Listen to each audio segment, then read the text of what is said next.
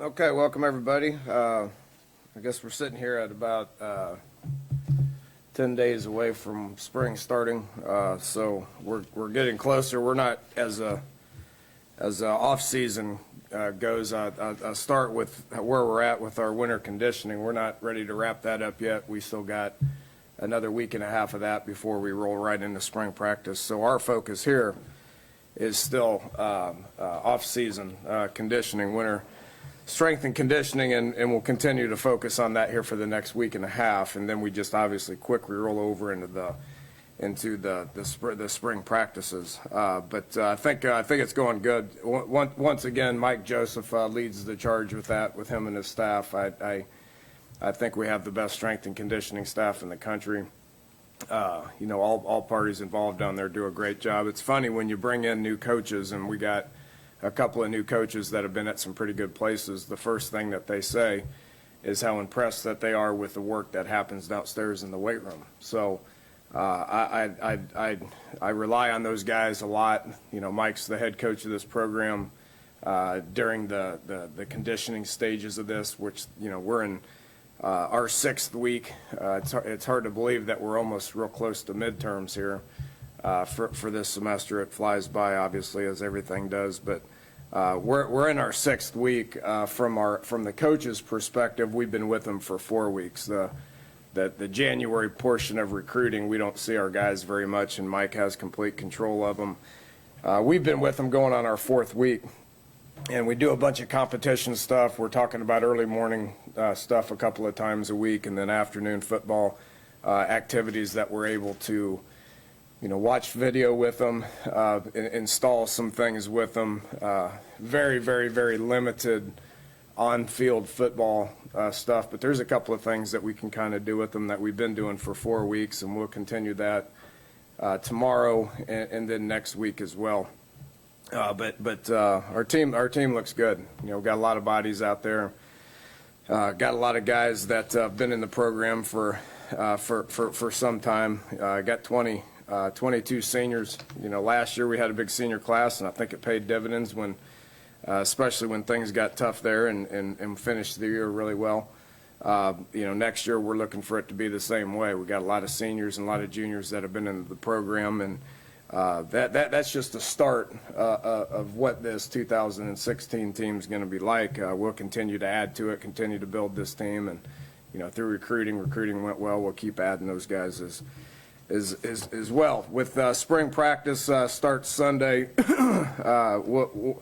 we'll play it by ear. We'll get probably 3 practices in before spring break. We've done it this way for 2-3 years now. Like how it's structured. Obviously this time of the year you don't know what you're getting with the weather. We were outside with them yesterday, believe it or not, and then today we're going to get a bunch of snow, so who knows where that's going to head. But the first 3 I'm prepared to go inside if we need to. You can knock out 3 non-padded practices. That gets you a couple of weeks closer to potentially some good weather. So once we get back from spring is really the heavy work. That takes place. If we get a good day, then we'll go outside and put the pads on with one of those 3 days if we can. If not, we'll be inside non-padded. It's tough to have a full practice inside with the pads. We've talked a lot about that. But if not, then we'll come back with our 12 practices. We'll have 3 a week, Tuesday, Thursday, Saturday, like we have. You guys are invited to each and every one of the Saturday practices. You can be there the whole time. The 3, we're not really traveling as much as we have in the past. I know that'll make some of y'all happy. We'll be up on the practice field for those 3 Saturdays, probably somewhere around noon. I haven't really set the schedule yet. And then the spring game, we'll conclude it with one practice down at the Greenbrier like we did last year. That worked out really well for us last year. A lot of West Virginia University stuff happens down there on that weekend. Going to make it a real spring game, so we're anticipating more people there than we did the previous year, which was a really good turnout last year. So pretty fired up about that. Not going to give it, not going to give out a depth chart at this time. I think for obvious reasons. I mean, we got 8 starters back on offense. You can kind of pencil in and figure out who some of the guys are that have played a whole lot of football for us. I mean, those guys are going to have a little bit of the upper hand, but with a lot of bodies out there at specific positions, I mean, you never know how things are going to go. So a depth chart towards the end of spring is going to do everybody a little bit more good than it is at the beginning. We change our depth chart daily. Our players know this, and it's changing right now with even the very limited amount of football time that we have. So once we get into real football time, it'll change a good bit. And we'll talk about position battles as we get through the spring. But there's a lot of opportunity for guys to improve, a lot of opportunity for guys to make moves, and there's going to be some battles at a whole lot of positions that I'm very, very, very eager to be able to watch and to follow. So, 8 guys back on offense, 4 guys back on defense. We all understand we lost some pretty good players that were at the combine here a couple days ago. It's been fun kind of following those guys and leading on to the draft. I think what those a lot of those guys' names will get called. To me, it's not a sign of panic. Everybody wants to say, well, how in the hell are you going to replace those guys? Well, the same way we replaced the previous starters with them. Our guys went out and recruited pretty good, and our strength and conditioning program's pretty good, and our football sense around here is pretty good, where I think we're developing some guys that have opportunities to go play in the next level. So, yeah, we're going to take a little credit for that, from developing some of those guys, and I think we got a bunch of guys on the roster right now that are going to do the same thing. They're going to develop. We're going to practice them hard. They're going to lift and run and play football, and probably put some guys out there that make a whole bunch of plays next year. So that's what spring ball is all about, and we're looking forward to getting started. So with that, we'll take some questions. Data position changes? Anybody you're going to switch around? Yeah, a couple. We got with bringing Coach Wickline on. He's handling kind of all the hybrid guys offensively. Okay, so he's going to do all the tight ends, H-backs, guys that are tweener position kind of guys. He's gonna take all those guys, and he's been so good to when we watch all of our cut-ups and everything, he's looking at it and kind of putting his spin on it a little bit with his ideas, and that's always been a position that's kind of got overlooked a little bit. Dan Gerberry did a really good job with Cody Clay last year, and I think it helped Cody. We're going to take it a next step and let Wick do that. Wick he'll be able to coach all the old linemen at times with these specific guys. He'll be able to do some backfield stuff with some of these guys to be able to tie everything together. We moved John Lewis to tight end. We just don't have a lot of tight ends in the program right now. We will eventually. We got Wesco coming in. But Johnny's going to come over and play tight end. Alex Brooks was a reserve linebacker that's going to come over and play fullback. So with having Ferns and Wolfley and Eli, that's a bunch of bodies now that you can just keep doing that. If you have one guy that just keeps, like at fullback, you do some lead stuff and you just keep pounding those guys. I mean, they wear out, and if you don't have backups, you can't run those schemes anymore. So. We added a couple of guys there that can do that. Other than that, that's pretty much it. Marvin Gross has been going back and forth from linebacker. He doesn't gain a whole lot of weight, so we need a spur right now. He's going to give us a body at spur. Other than that, that's about it. Is Burns a fullback tight end or both? Both. And Eli can be both too. With the emergence of Eli as a true fullback, running back kind of guy, which I think Ferns can do that too. It allowed Cody to spend most of his time as an attached tight end, and that was pretty good for us. From the blocking schemes, everybody's like, well, Cody didn't have any stats. You didn't throw him the ball. Well, Cody can't run. But he did a lot of stuff to enable us to be able to have the leading rusher in the Big 12. That wasn't just all Wendell. As much as I love Wendell and think he's a good player and play for a long, long time, we did some good stuff up front. That started with the quarterback that was did some things to hold the backside a lot, things you're not going to be able to see, things you don't give them credit for. Also, coaches, I think, did a good job of scheming some stuff up. The O-line had a pretty good year coming off the ball, run blocking, and then having those hybrid kind of guys with Eli and Cody, that gets you in a pretty good place running the ball. The amount of numbers you lost, especially seniors, have you been getting reports about leaders taking over, anybody emerging in that kind of role in the offseason? Yeah, we're seeing some guys emerge. I mean, now we can spend 8 hours with them, so we are seeing things. We don't rely on just reports at this point in time. We've been with them, like I said, for going on our 4th week, 8 hours a week. So we've seen guys do that. It's going to continue to happen. Like I said, there's 22 seniors. There's guys that are stepping up. I don't know who those guys are going to be yet. You got guys coming into their own that have been starters like Drayvon and Noble and Christian and Orlowski and Skyler and DeKeel Shorts, Russell Shell. I mean, there's guys, Eli. There's guys that have played a lot, but then what's always fun are the guys that haven't played a whole bunch. Now it's their turn to step up. Guys like Al Benton, and Jeremy Tyler. The corners, Nana and Crawford and Rasul, all these guys are guys that are poised to now make a difference. Sean Walter's been here for a long time. You see him leading the charge on a lot of things. So it's too early to kind of pinpoint guys. But the thing that's fun about it is watching those guys at this point saying, now is my time, and stepping up and doing some stuff that they haven't done in the past. Dana, you mentioned John Lewis. Any other players, I assume he's got a scholarship now, any other players you've added on scholarship that were already in the program? There's about 5 of them that are on for the spring that aren't guaranteed to be on for the fall. That and the reason that is because we had so many kids graduated and guys that are gone. So there's an empty pile of scholarships. But when you go out and you sign as many kids as we did, those scholarships for the fall are already accounted for now. So none of those guys are guaranteed one right now. John is definitely a guy that's in the line. Probably the number 1 guy that's going to get one is Kahari Sharif. He's been around here for 2 years. He's a great student.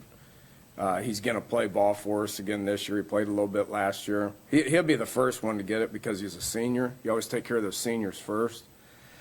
But you're not going to totally know it until August. Right now we're at we're over 1 right now. And attrition's always going to happen. There's going to be a guy, not do what he's supposed to academically or not live up to the the social standards that we put on these guys. So something's going to have one of the recruits may not qualify. I mean, there's always those examples, and so you can't promise these guys that they're going to get taken care of in fall until that happens.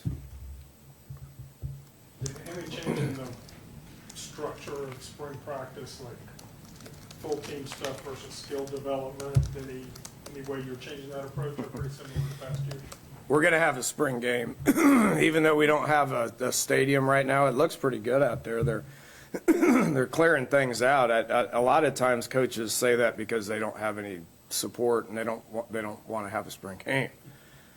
And so they cancel spring games and they say, yeah, we're just going to work on skill development. Well, bull crap. I mean, there's enough time in spring to work on skill development, to work on offense and defense and special teams. If the 3-hour practice 15 times, I mean, that's too much almost.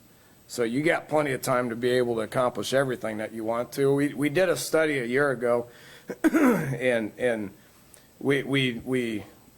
I don't have the exact number. I can get you this exact number with live reps and team reps that we had a year ago, and the only team that got more live reps than we did a year ago was Houston.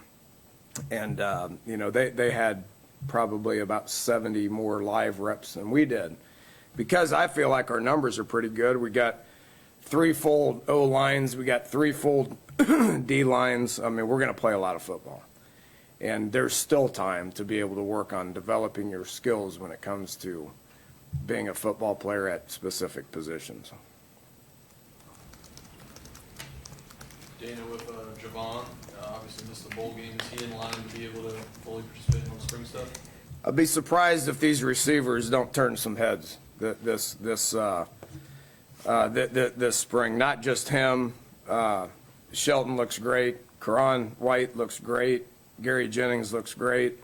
Devontae Mathis looks like he's decided he wants to contribute. DeKeel has made a bunch of plays. Crest is doing a whole bunch of things for us, so don't be surprised to see him line up in a bunch of different spots like he has. Ricky Rogers is doing some things. So got not just him. That's one example of guys that, why don't you put depth chart? I don't know any of those. I don't know which of those guys are going to step up and be real guys. I mean, I think they all got a chance to be pretty good. It's why I'm pretty excited about spring, is to work with these guys. And, we got a lot of arms, so we'll be able to throw it a bunch. We'll be able to catch it a bunch and be able to work on these guys and see which one of these guys are going to step up and make a whole bunch of plays and score a whole bunch of touchdowns. Can you identify a couple areas, I guess that's one. Welcome where you back, feel- Mitch. Hadn't seen you in a while, man. Where you feel really comfortable, and then a couple areas where you feel like. Position-wise? Yeah. Well, linebackers, a little bit of a concern just because we lost 5 seniors, right? So you got to pinpoint that. you brought a lot of guys in, so we're going to have some young guys come in and be able to contribute. But, we got guys, Xavier Preston, Al Benton, Justin Arndt, and Sean Walters, got some guys that have played, but those seniors took a lot of reps. So that's a concern. I think we're in a better place D-line than we've ever been. Safety, lost some pretty good ones. The one thing is, Carl's going to be the number 1 safety taken in the draft. Well, hell, we didn't have him for the whole year, So, got Jared Harper a lot of reps. Jeremy Tyler, Drayvon's going to step in and do things. So, you say, gosh dang, how are you going to replace those 2 guys? Well, we're replacing them with guys that are juniors now, as opposed to the last time we lost safeties, we replaced them with these guys that were freshmen. So it's nice not to have to replace them with freshmen. Corner is going to be interesting to watch. Rasul and Antonio Crawford are seniors that have a lot of experience. Who knows, we may be better there.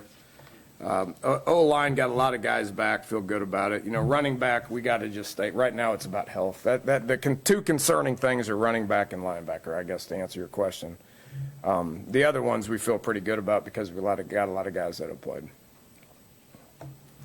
David Sills concentrate on one position over another. He's in the quarterback room now. I mean, he wants to be a quarterback. Will bounces around a lot. Will's been in the quarterback room for 2 years now. So he's bouncing around a little bit. David's in the quarterback room, but when he's out there, and we can't be out there with him, but you see him, go from quarterback to move into a little bit of a receiver drill and moves back and forth a little bit. So, we'll let it play out and see how it looks. You bring in Coach Whitline. Does that move to keep your run game going in the right direction? Being kind of a hand in the ground type guy? Well, I think it'll help. Anything to kind of help is a good idea, right? So, very happy with Ron and the mentality that he's installed into the offensive line guys. I mean, we're really good at coming off the ball. We'll stack up against anybody out there being able to do that. We need help in the pass protection area. That's kind of the one area that, looking back on our stuff throughout the year, I don't think we did a very good job with that. So the schemes are there. We're fine. We know what we're doing. I think Wick's going to really help us with some tackle situations with the protections. Just getting these guys. He's coached a lot of All-American, All-Pro, tackles. So he'll help with that. The one thing I've always said is offensive line is the hardest position to coach out there now. I'm looking at about upwards of about 20 bodies on my sheet that are going to be at O-line in the fall. Well, you put one guy in charge of 20, that's not very fair. So those guys need help. So Dan Gerberry is right now our O-line GA, and then having Coach Wickline that's going to coach a position, going to, overall just kind of head things up, be the coordinator, coach tight ends and fullbacks. But when that tight end's right there, who's the guy right next to that tight end? Well, that's usually a tackle, so he'll be able to have his hands on those guys a lot. Do you have a cornerback coach yet? No, we've brought some guys in. They're the one thing about this, and we're gonna take our time, make sure that we get a good one in here that wants to be here, and we've brought a couple in, and the one thing with it right now is Mark Scott's been dealing with those guys for 3 years now, so those guys are still getting coached, and we're not prepared to make Mark the corner coach, because he's the special teams coach right now. But in the interim, they're covered. So that probably downplays the importance of getting a guy in here yesterday. So we'll make sure we get the right one. Dana, you talked about Crest and Sills in the quarterback room. Obviously, Chugnov was a guy that got a lot of reps in as much as he could during the fall, and now this is his time to show it. Put him into perspective. What will his opportunities be in spring? What does he have to show you? Well, he's got a lot of reps because we kept him with us for the majority of the year last year. He took some second team reps throughout the course of the year. He's right up there at around a 4.0, so he's a very smart kid, absorbs a lot of things, can throw the heck out of it. Think he can absorb the information. He's never had to take the team and had to move them down the field, so he's going to look good in all the drills. He throws the ball really well. He's not the runner that those other guys are, Skyler or Crest or Sills. He can't run like that. So that's going to set him back a little bit. Cody Saunders is in that room as well. And he's got really good ability, and he can run a good bit. When we have all these live reps, he's going to take a lot of them. How does he take control of the huddle? How does he move the ball? How does he handle specific situations on third and short, or once we get into the red zone, 2-minute situations? Skyler's got a lot of ball under his belt. I mean, he's played a lot, so we know what he can do as far as that's concerned, and he should be a ton better this year than he was last year, and his numbers are pretty good. Let's not forget this kid had the second most passing yards in the history of this program the last time we played. And I think some of that has to do with receivers finally being in the spots that they need to be in.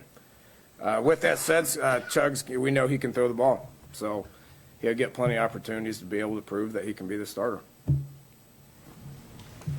Danny, you mentioned the importance of getting to the quarterback to compete in the Big 12 conference. With that being said, we got coming back on the D line. Are you pretty excited, especially someone like Noble, who really stood out last year? He's the Big 12 returning leading sack getter. So I don't know that we haven't been able to say that for a while, right? So he looks good. Christian looks good. Darian Howard looks good.